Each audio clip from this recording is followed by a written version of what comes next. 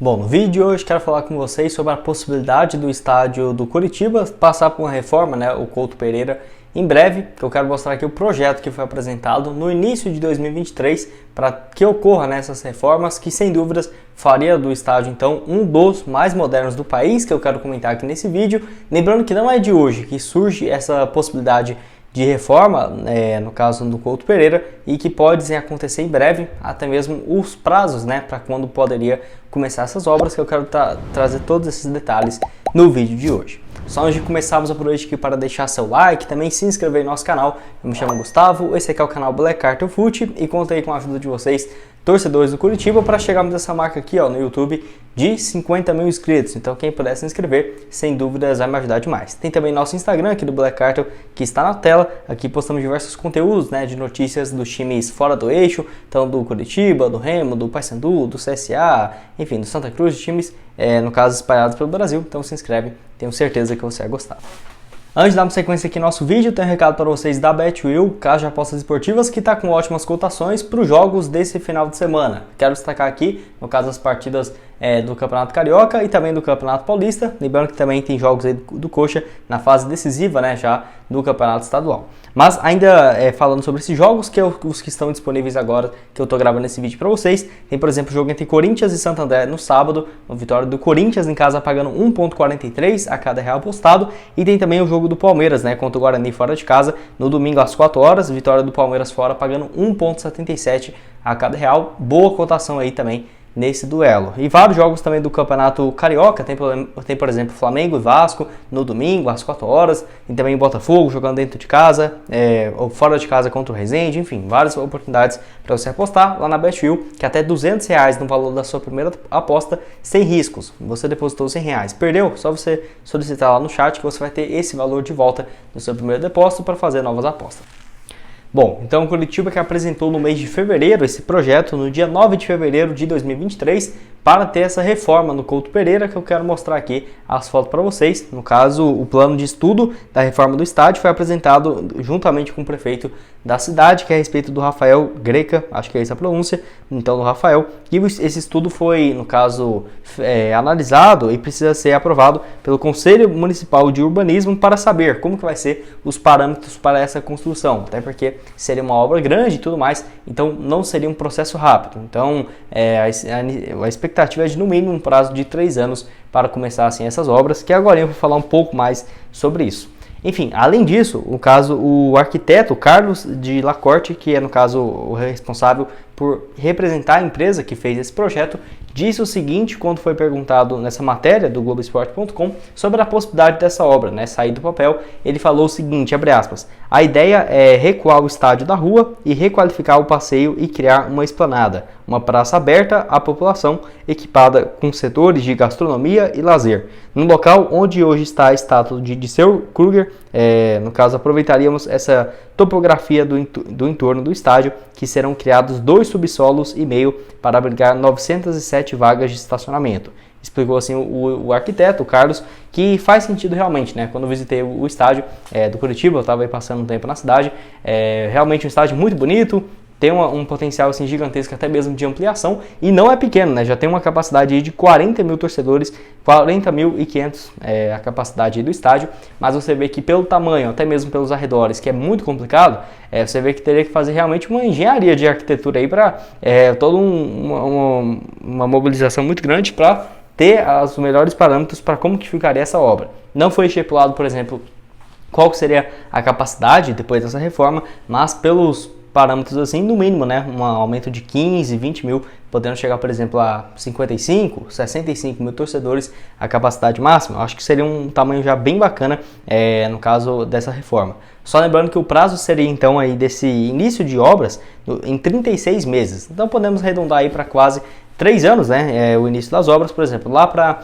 o início da temporada de 2026, ter essas reformas no Couto Pereira. Os recursos ainda para essa obra estão bem encaminhados, que no caso, antes do investimento no estádio, os aportes financeiros serão dirigidos ao futebol profissional e à modernização do centro de treinamento em Campina Grande do Sul, Então, no caso disso aí em relação ao Globo Esporte, sobre como que conseguiria esse capital, que eu acho um negócio interessantíssimo, né? Por exemplo, você esperar meio que investidores colocar o dinheiro nesse projeto e tem também esse respaldo da SAF. Porque a SAF não precisa comprar e investir só em contratação de jogadores, né? Vamos supor, o Coritiba vai ser vendido por 700 milhões de reais em vendas de aportes de atletas nos próximos anos. Ok.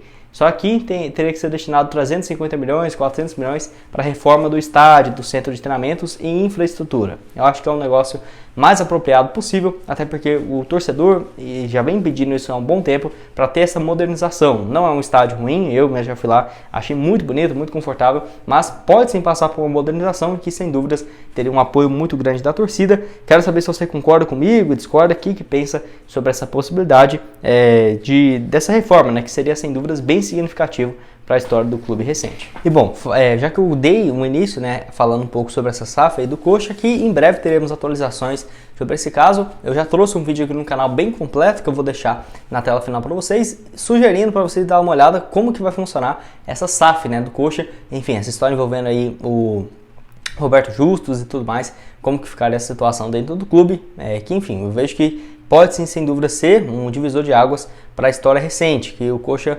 sobe e cai para a Série A, para a Série B recentemente, inclusive voltando para a primeira divisão e conseguindo essa permanência, que é algo importantíssimo, ainda mais agora virando uma SAF, tendo um aporte financeiro muito superior. Acho que pode sim ser um início de uma era bem interessante para o clube nos próximos anos. Quero saber se você concorda comigo, discorda, e eu vou deixar aqui, né, uma pequena parte aí do vídeo sobre esse outro projeto de clube empresa que eu já trouxe aqui no canal. Caso queira ver completo, também tá aqui aparecendo na tela e o link embaixo na descrição aí da BetWill para você começar a apostar com 100% de bônus, né, no caso sem riscos, para você começar a apostar aí lá na plataforma. Valeu, galera, para o vídeo.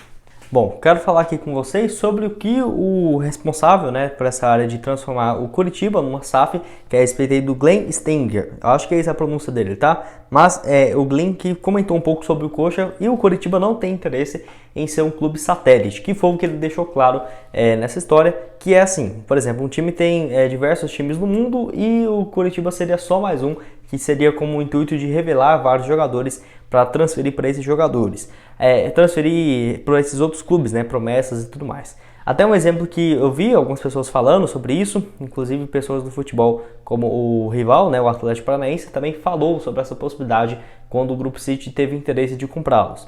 Que o Bahia meio que seria um satélite em si, né, para transformar bons jogadores e negociar com o time principal, que seria o Manchester City, dentro do Grupo City, né? Então o Coxa não teria esse interesse, e segundo o apurado o Globoesporte.com, que é onde eu tirei essas informações, o clube tem conversas avançadas com o grupo brasileiro Tricorp, que é Tricorp Investment, que espera apresentar o projeto para o Conselho Deliberativo nesse primeiro semestre. A expectativa é de que seja realmente em abril, tá? E o que o responsável disse foi o seguinte, abre aspas, o que o torcedor tem que entender é que nenhum clube médio conseguirá sobreviver no mercado sem ter uma retaguarda financeira pesada.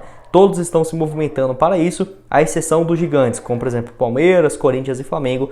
No caso aí o Glenn deixou claro, né, falando sobre essa possibilidade de virar clube empresa, porque se os times menores não fizerem esse movimento, acaba que fica bem complicado competir em relação a investimento, que é um ponto que eu concordo totalmente, tá? É uma pena realmente ter que, vender o clube e tudo mais para virar uma SAF, mas pelo nível de, eu diria que amadorismo no futebol brasileiro no geral, não tão especificamente sendo Coritiba, mas mesmo assim tem muito que melhorar. Eu vejo que nem é o pior das hipóteses, porque eu mesmo torço pro Cruzeiro, se tivesse virado uma SAF, poderia já estar em boas mãos há um bom tempo, né? Antes daquele desastre que teve em 2019. O Glenn ainda completa dizendo o seguinte sobre o Coritiba e a SAF, abre aspas. O Coxa passou por um processo de reestruturação financeira no ano passado, coisa que times que já se tornaram SAF não passaram. O clube pretende, durante o ano de 2023, concluir o processo de SAF, mas é um processo distante e que exige uma série de implicações legais e comerciais para que o clube tenha tranquilidade de estar fazendo um bom negócio. Complementou aí e ele deixou claro que o modelo de SAF seria como se fosse realmente um fundo, né? Com vários empresários, entre eles o Roberto Justo, que é um dos sócios da Tricorp. Então, por exemplo, você que está assistindo o vídeo, você tem 100 mil reais e quer comprar o Coxa. Então, tem esse fundo que vai ter vários, não que é desse jeito, né? É claro que é um fundo fechado, um private equity, possivelmente, que no caso é fechado, e tem alguns empresários em junta, né, valores ali e tudo mais, para comprar empresas que não estão listadas na Bolsa de Valores, e esses fundos já têm interesse de comprar times no Brasil há um bom tempo. Mas essa ideia do Coxa vai ser o primeiro, né, no futebol brasileiro a esse modelo. Então vai ter um gestor do fundo e tudo mais que vai fazer essa compra, como se fosse realmente uma empresa, né? Uma empresa aí vale R$1 bilhão. Por que não comprar um time de futebol que pode ter lucros até maiores, dependendo ali da administração, né? Então vai ser dessa forma, por isso que o Roberto Justo tem sido muito associado, justamente porque ele é um dos sócios, né, do grupo, não apenas atua só com o dinheiro, né? Então esse aí seria basicamente um entendimento simples, né, para vocês, seria realmente esses fundos que pegam caixas de pessoas e no caso aplicam esse